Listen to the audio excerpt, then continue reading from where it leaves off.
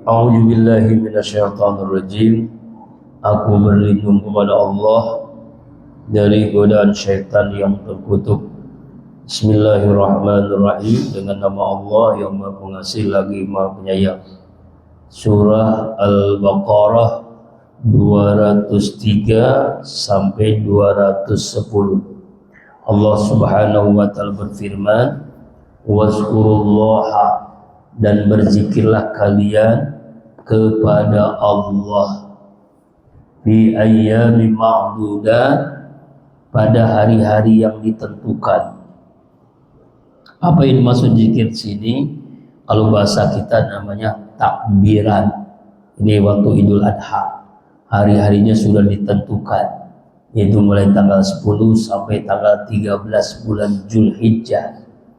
Faman ta'ajjala, barang siapa orang yang cepat atau mempercepat, yaumaini, di dalam 2 hari, fala isma alai, maka tidak ada dosa baginya. Tidak dosa baginya. Wa man takhara, barang siapa mengakhirkan, fala isma alaihi, maka tidak ada dosa baginya. Liman ittaqa, bagi orang yang bertakwa. Wattaqullaha, dan bertakwa kalian kepada Allah. Wa'lamu, ketahuilah kalian, annakum, bahwasanya kalian itu ilahi tusarun, hanya kepada Allah akan dikumpulkan. Balik kita lihat penjelasan para ulama ayat yang 203 Al-Baqarah ini.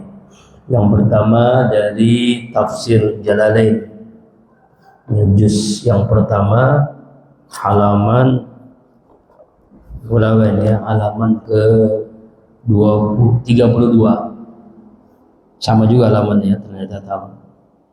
Yang dimaksud penjelasan Al-Quran adalah wazkurullaha, berzikirlah kalian, yaitu bitakbir inda romil jumarat, yaitu dengan bertakbir ketika melempar jumrah. Itulah bagi jamaah haji memperbanyak takbir, yaitu fi ayyamil ma'dudat, ay ayyamut tasyrik as-salasa, yaitu pada hari-hari yang ditentukan, yaitu hari-hari tasyrik. Ya, makanya kita disunahkan untuk bertakbir. Ya. Nah, ada juga penjelasan dalam tafsir Ibnu Katsir. Ibnu Abbas menjelaskan bahwa yang dimaksud ayyam ma'dudat itu selain hari-hari tasyrik, ada namanya ayyamal ma'lumat, yaitu hari-hari yang ditentukan oleh Allah, tanggal 1 dari tanggal sampai tanggal 10 Zulhijjah. Ya, jadi ada 2 ayyamal ma'dudat, ada ayyamal ma'lumat. Kalau ma'dudat yaitu tanggal 11, 12, 13. Kalau ayyamal ma'lumat yaitu tanggal 1 sampai 10. Makanya ada ulama yang menetapkan takbiran itu dari tanggal 1 sampai 13. Ada juga yang mengatakan dari tanggal 9 sampai tanggal 13. Ada juga tanggal 10 sampai tanggal 13. Ini hanya di hari raya Idul Adha, jadi takbiran. Ya. Dan diriwayatkan juga dari Imam Ahmad, yaumu Arafah wa yaumun nahri wa yaumun tasriq duna ahlal Islam wa hiya ayyamu aqlin wa syurbin. Diriwayatkan dari Uqbah bin Amr bahwa Rasulullah bersabda, hari Arafah, hari kurban, hari tasyrik adalah hari-hari raya bagi kita, yaitu umat Islam. Hari itulah hari makan dan hari minum. Jadi kita diharamkan untuk berpuasa. Kenapa? Hari makan, hari minum, 10, 11, 12 dan 13 bulan Zulhijjah. Kemudian juga dijelaskan yang dimaksud wazkurullaha fi ayyamil ma'dudat, berzikir pada hari-hari tertentu, yaitu hari ketika berkurban. Makanya ketika hewan kurban, yang menyaksikan hewan kurban itu untuk berzikir, untuk bertakbir, menyebut nama Allah, ketika menyembelih hewan kurban. Dalam mazhab Syafi'i dijelaskan kurban itu dari 10 sampai 13 Dzulhijjah sebelum sholat asar. Jadi waktunya lama. Ba'da sholat Idul Adha 10, 11, 12 dan 13. Itu namanya ayyamal ma'dudat. Kemudian masih ayat yang sama, faman ta'ajjala, siapa orang mempercepat istajal bin nafar bin mina, yaitu masuk nafar awal. Nah, jadi kalau orang yang sudah haji itu pasti mengenal ada nafar awal, ada nafar sani. Nafar awal itu artinya dia mempercepat waktunya, yaitu setelah beres semua, mulai dari wukuf Arafah, kemudian bermalam di Musdalifah, kemudian ke Mina, langsung melakukan nafar awal, yaitu nafar yang langsung dilakukan pada waktu itu. Boleh karena Allah perintahkan mempercepat. Ya, min haji makasu amilu minal haji wa du'a. Ya, ada juga nafar sani. Kapan itu? Fi yaumaini fi ayyami tasyrik, di hari kedua hari tasyrik. Jadi kalau nafar awal itu selesai bermalam di Musdalifah, langsung hari itu setelah bermalam. Sedangkan pada nafar yang kedua, yaitu pada hari tasyrik, pada hari tasyrik, ya, fala isma alai, maka tidak ada dosa orang yang melakukan itu. Wa man takhara, siapa yang mengakhirkan, fala isma alai, tidak dosa, liman ittaqa, bagi orang yang bertakwa. Orang yang melakukan nafar awal atau nafar sani, keduanya boleh, tidak dilarang, sesuai dengan kemampuan. Jadi kalau yang mengalami itu fisik, kalau fisiknya kuat, fisiknya prima, nafar awal. Kalau yang agak letoy, ya saya termasuk nafar sani. Masalah itu adalah pengertian nggak kuat, apalagi orang-orang tua yang ada jeda antara ibadah yang berikutnya karena fisiknya. Karena jamaah rahimahumullah, melemparnya sih mudah, tapi perjalanan dari tenda menuju melempar jumrah itu 6 kilo, 50 derajat Celcius, 6 kilo, Pak, bayangin aja. Dari Dumek ke Depok ya, ada ya 6 kilo.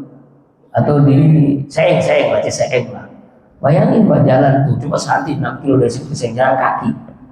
Ya, 50 derajat Celcius. Kaki saya mengalami sampai berdarah, kaki berdarah, saking panasnya. Tapi kalau nama rame gitu, ribuan jutaan, ya nikmat aja. Ada yang zikir subhanallah walhamdulillah wala ilaha illallah, ada yang sholawat, ada yang tahlil, ada yang takbiran, Allahu akbar. Jadi jalannya itu nikmat. Itu yang membuat rasanya tuh gimana ya, semakin dekat dengan Allah. Nah, baru puncaknya melempar bagi haji reguler.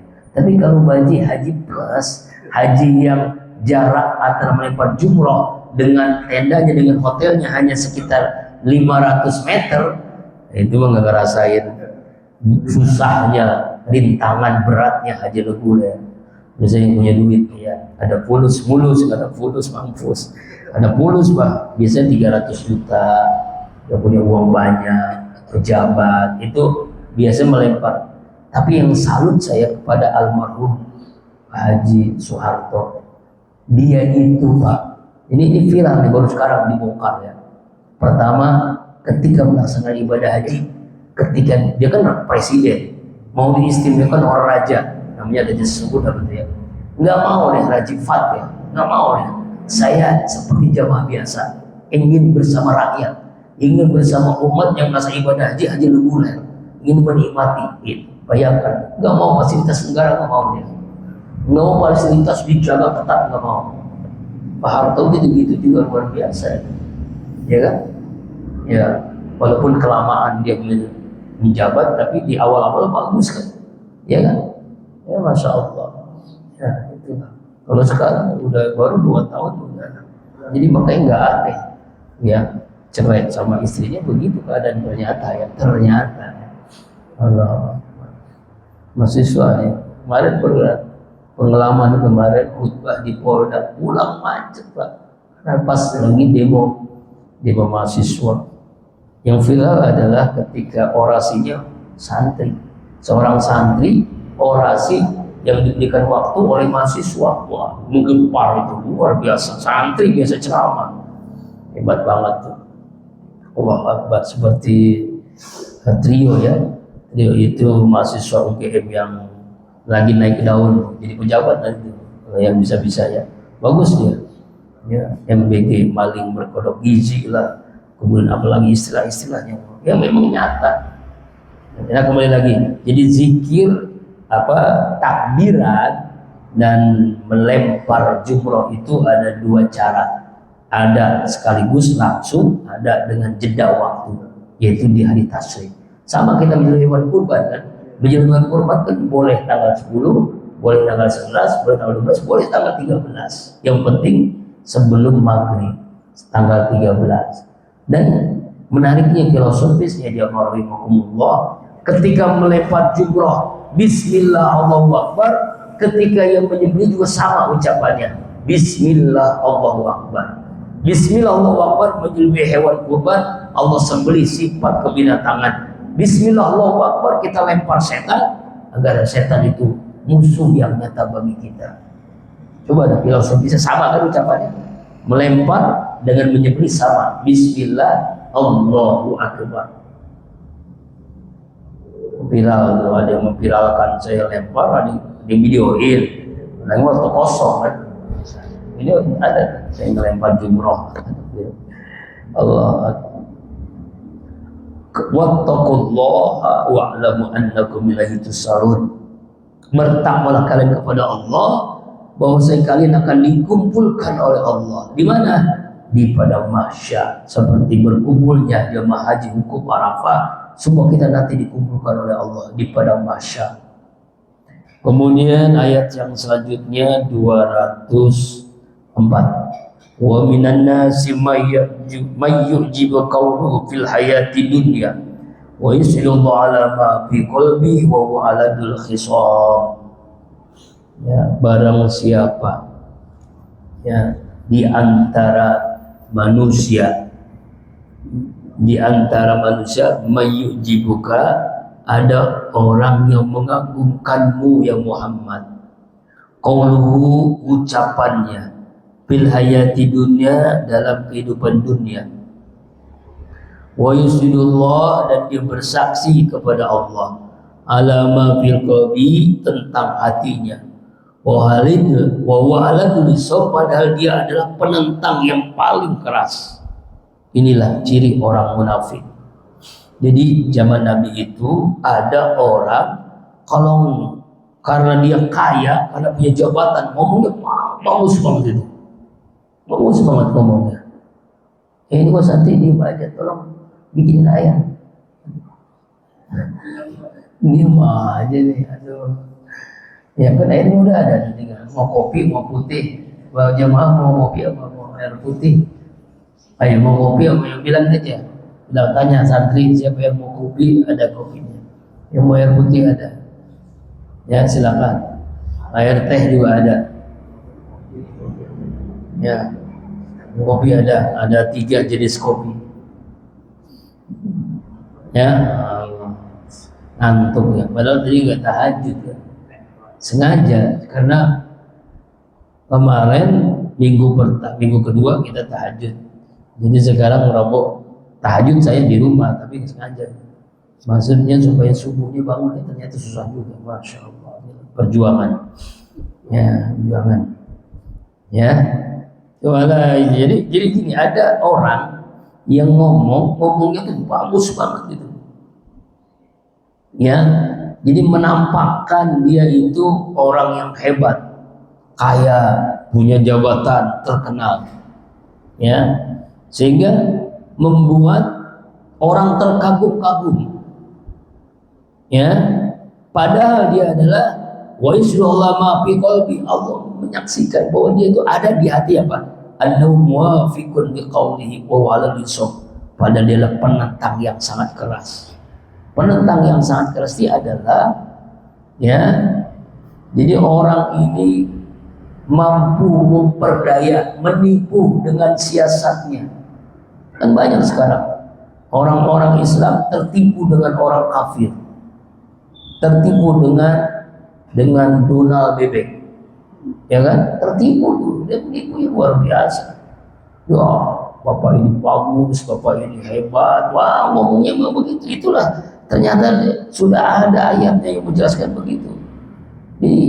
Nabi itu diingatkan oleh Allah, ada manusia yang ngomongnya bagus, emang dia punya duit, emang dia kaya, dia punya jabatan, bagus itu.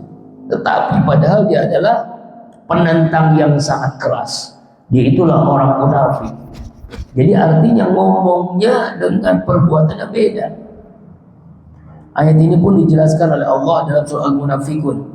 Idza ja'al munafiqun qalu nashhadu innaka la rasulullah wallahu ya'lamu innaka la rasuluh wallahu yashhadu innal munafiqina lakazibun. Apabila orang munafik datang kepadamu ya Muhammad, mereka berkata, kami mengaku bahwa yang kau benar-benar Rasulullah. Orang munafik ngomong, kau benar Rasulullah, dan Allah tahu bahwa saya memang Rasulullah.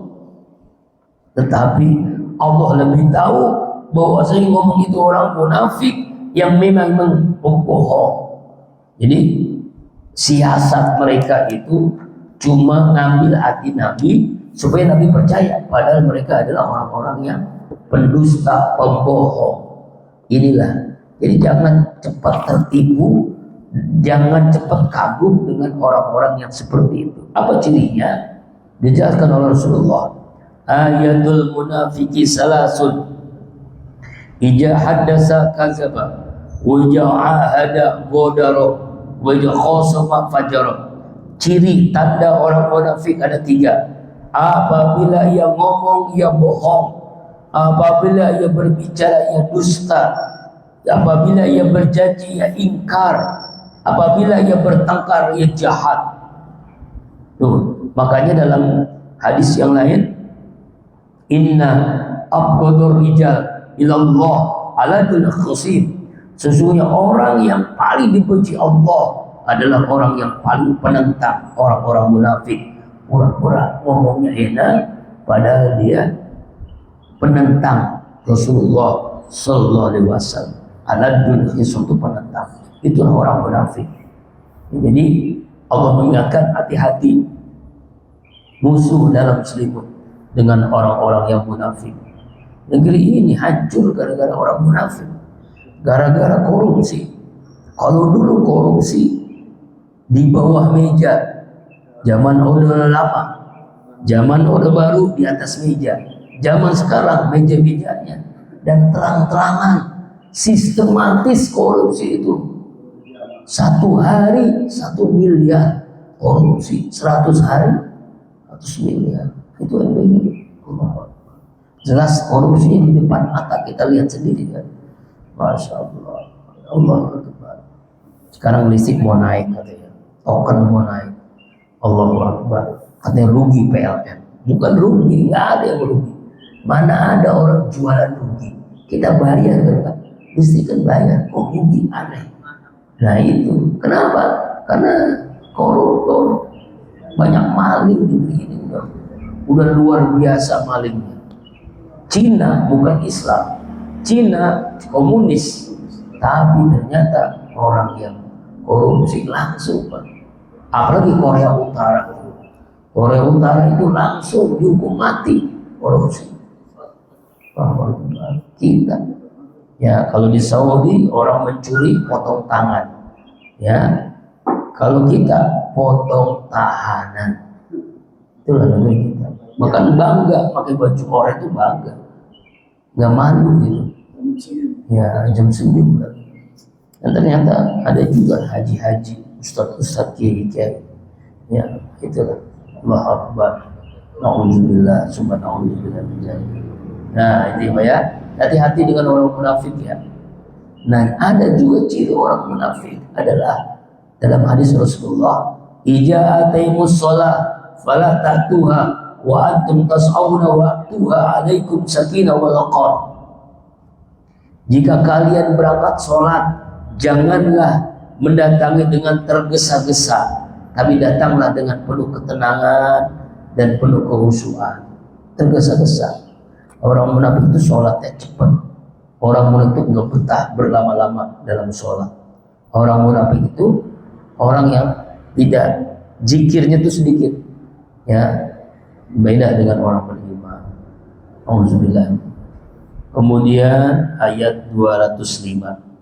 Wa idza tawalla sa'a fi 'ardi liyufsida fiha wa yuhlikal hars wan nasl. Dan apabila dia berpaling dari engkau ya Muhammad, saat dia berusaha di bumi, orang munafik ini liyufsida fiha, untuk berbuat kerusakan di dalam bumi, wa yuhlikal harsa, dan merusak tanam-tanam nasl dan ternak. Wallahu la yuhibbul fasad, dan Allah tidak menyukai orang-orang yang merusak.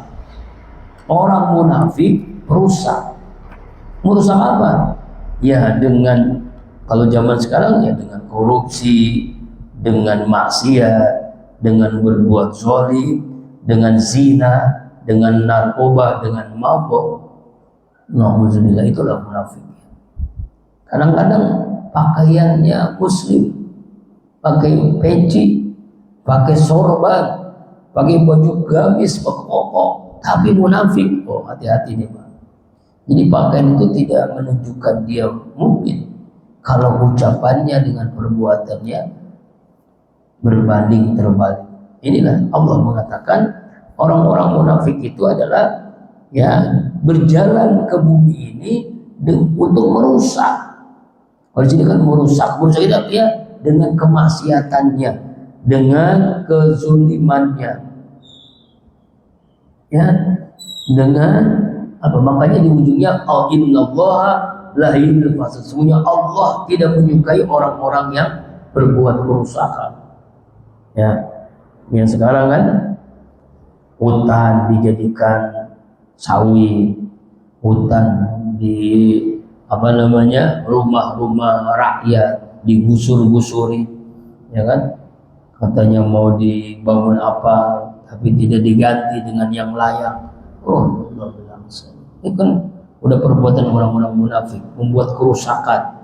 Membuat kerusakan, kalau di sini ayatnya membuat kerusakan tanam-tanaman, hewan ternak. Kalau sekarang tanah-tanah diambil, nah itu namanya kerusakan. Allah marah, murka kepada orang yang suka merusak. Wa idza qila law taqilla khujatul izzatu, ayat 206. Apabila dikatakan kepadanya bertakwalah kepada Allah, akhajatul izzah, dia mengambil kesombongannya, sombong bil ismi, untuk berbuat dosa.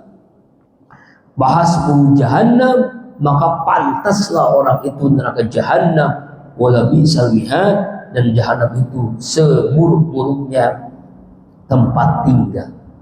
Ya, jadi artinya jamaah rahimakumullah, ayat ini masih tentang orang munafik. Mereka ini diperintahkan bertakwa kepada Allah, tinggalkan apa yang kalian lakukan, tinggalkan apa yang kalian lakukan. Tetapi mereka malah sombong. Saking sombongnya, mereka berbuat dosa dengan kesombongannya. Dia nggak mau menolak, marah terhadap kita karena mengajak kebaikan. Mereka marah, sombong. Mereka itulah paling layak. Bahasbuhu jahannam, neraka jahannam. Dan itu sebab mereka tempat. Ingat jamaah rahimakumullah, neraka jahannam itu neraka yang paling berat siksaannya, neraka jahannam. Kalau surga paling tinggi Firdaus, kalau jahannam paling berat siksaannya. Seringan-ringannya neraka itu adalah ketika seseorang kelingking dari kakinya menginjak kerikil dari neraka, otaknya pecah, otaknya hancur kayak seperti kena api begitu, kena api hancur. Itu baru seringan-ringannya siksa. Apalagi jahanam. Alhamdulillah. Allahumma azibni minan nar. Ya Allah, kan jauhkan hamba dari api. Tapi banyak habis sholat lupa. Allahumma azibni minan nar. Habis sholat apinya dideketin lagi. Allahumma azibni minan nar, jauhkan hamba dari api. Doa selesai sholat begitu kan. Allahumma antas salam, minkas salam. Sebelumnya kan Allahumma azibni minan nar. Ya Allah, jauhkan hamba dari api. Jauhkan hamba dari api 7 kali. Habis sholat apinya dideketin lagi. Padahal doanya Allahumma ajirni minan nar. Paham nggak Pak? Ya nggak paham. Karena kita bukan perokok ya.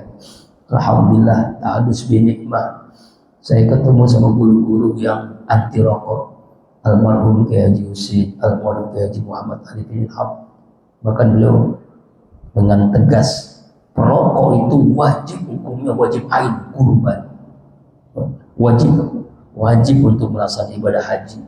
Kenapa? Cuma sehari 20.000 dikali seminggu, dikali sebulan, dikali setahun, dikali 10 tahun, bisa tuh dia, bisa untuk ongkos naik haji, ya kan?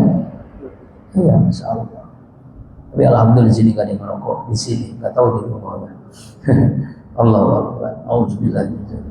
Wala bisal mihad. Kemudian ayat 207. Wa minan nasi, di antara manusia, man yasri nafsu ibtigha'a mardatillah.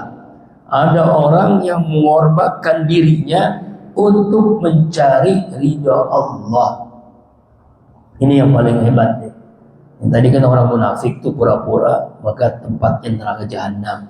Nah sekarang orang yang hanya mencari ridha Allah. Ya, jadi ayat ini menjelaskan tentang orang-orang yang ikhlas dalam ibadah. Ya, ikhlas itu ada 3 Pak ya. Pertama, ikhlas niat. Innamal a'malu binniyat. Kenapa ulama mengajarkan setiap kita ibadah pasti ada niatnya. Contoh sholat, usolli fardhu subhi rakataini mustaqbil kiblati fardhu lillahi ta'ala. Lillahi ta'ala. Puasa, nawaitu shoma ghadi an arif fardhu Ramadan haji sanati fardhu lillahi ta'ala. Zakat, nawaitu an ukhri zakat al-fitri zakatul mal an-nafsi wa an waladi wa zawji fardhu lillahi ta'ala. Haji, apalagi kalimat haji, Al-Quran menyebutkan walillahi, hanya kepada Allah. Niat, ikhlas. Yang kedua, ikhlas amal. Apa itu ikhlas amal? Amalnya tidak boleh riya, tidak boleh sum'ah, tidak boleh ujub. Riya ingin dilihat, sum'ah ingin diperhatikan, ujub bangga merasa paling soleh. Ikhlas amal namanya. Ini udah berat nih. Niat udah ikhlas, nggak cukup. Yang kedua, niat ikhlas amal. Yang ketiga, lebih berat lagi. Ikhlas hasil, kholas. Apa itu? Cirinya 2. Kerjakan, lupakan. Kerjakan, lupakan. Sholat, kerjakan, lupakan. Puasa, kerjakan, lupakan. Zakat, infak, sedekah, kerjakan, lupakan. Haji, umroh, kerjakan, lupakan. Orang yang ikhlas hasil adalah kerjakan dan lupakan. Setelah mengerjakan, dia melupakan. Supaya apa? Jangan diingat, jangan diceritain, jangan diungkit-ungkit. Kalau udah mengingat kebaikan kita, udah menceritakan, apalagi diungkit-ungkit, udah gak ikhlas. Kalau bukan karena gua tuh masjid gak ada di sini. Kalau gak ada gua, dia gak ada pesantren. Kalau gak ada gua, dia gak ada madrasah, gak ada majlis taklim, udah hilang dah. Itulah ciri ikhlas. Kerjakan, lupakan. Ya, ikhlas. Nah, supaya apa? Supaya kita mengerjakan perbuatan baru lagi, baru lagi. Gitu. Nah, inilah. Jadi kata Allah, ada orang yang selalu mencari ridha Allah.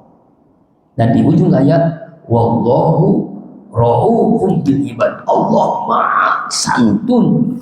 Ra'uf itu lebih daripada rahim, Maha baik banget kepada hamba-hambanya yang ikhlas. Ya, makanya dalam hadis ada 3 orang hebat perbuatannya, neraka semua. Aneh kan ya? 3 orang ini bagus perbuatan di dunia, tapi neraka. Yang pertama, Ustadz Kiai Ajengan, ahli Quran, neraka. Dia protes, ya Allah, kenapa dia neraka?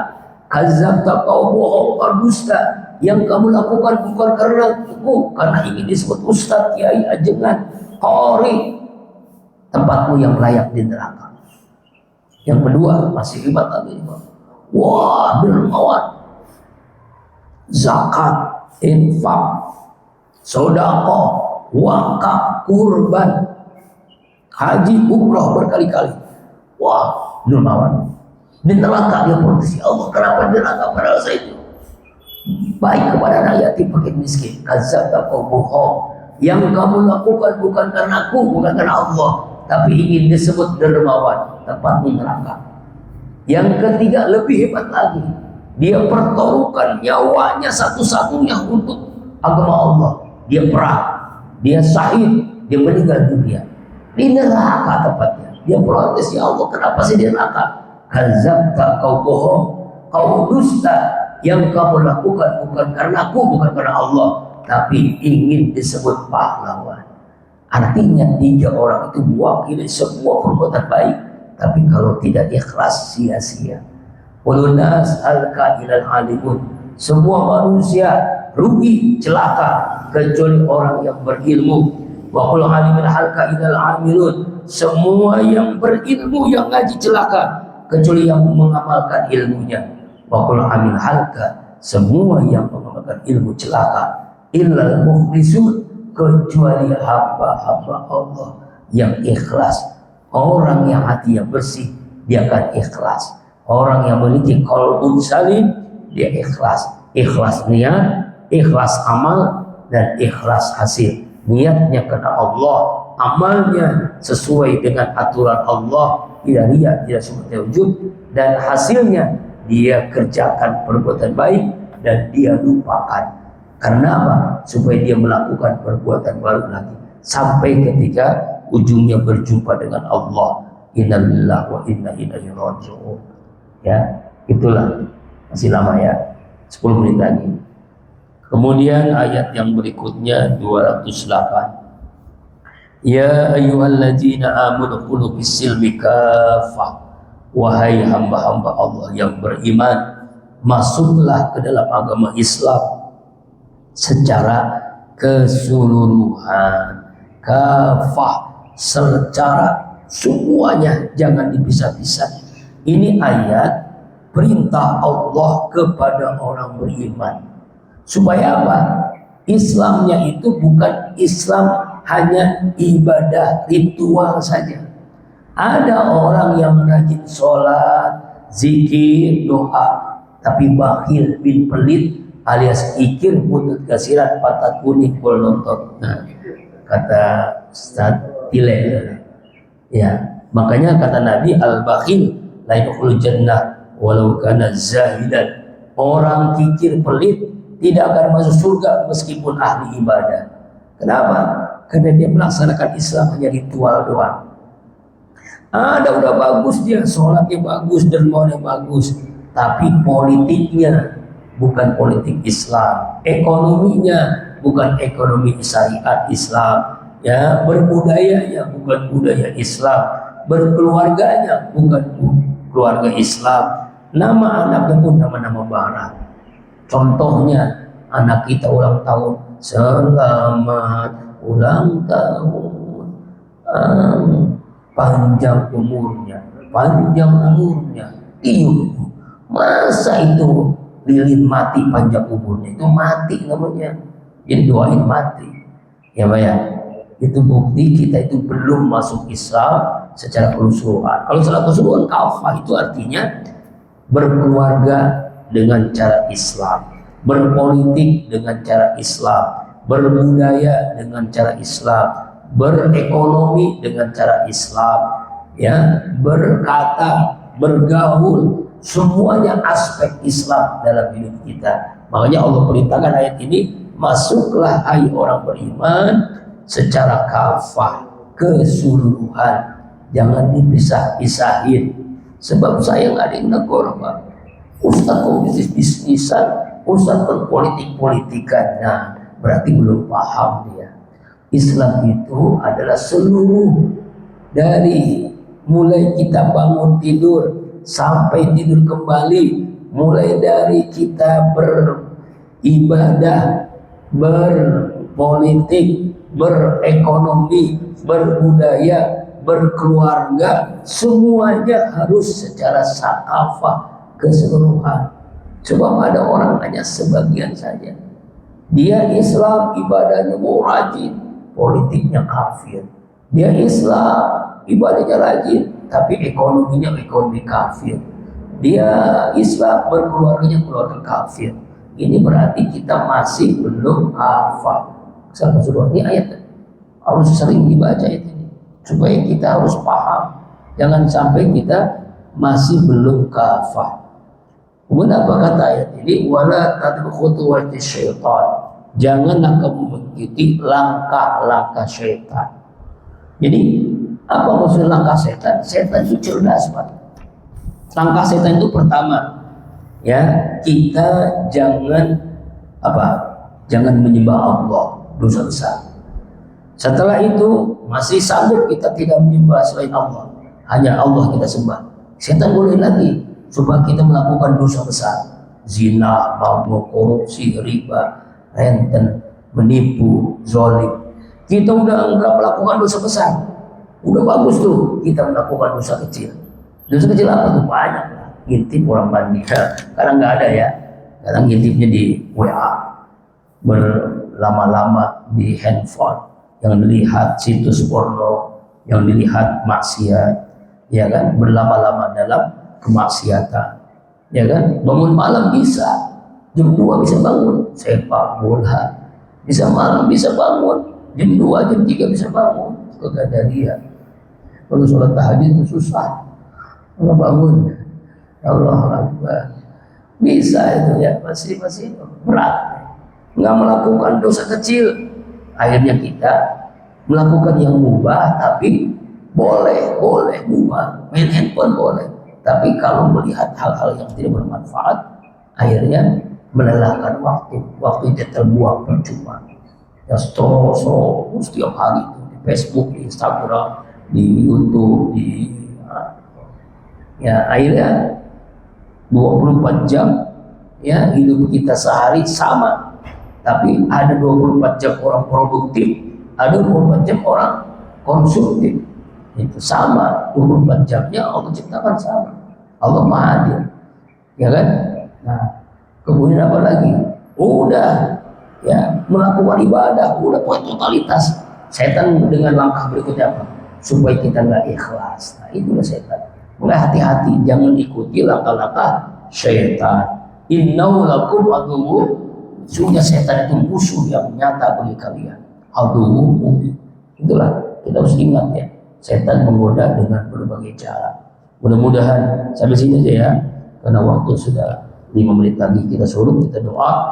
Mudah-mudahan dari sampai 208, insyaallah minggu depan 209 ya.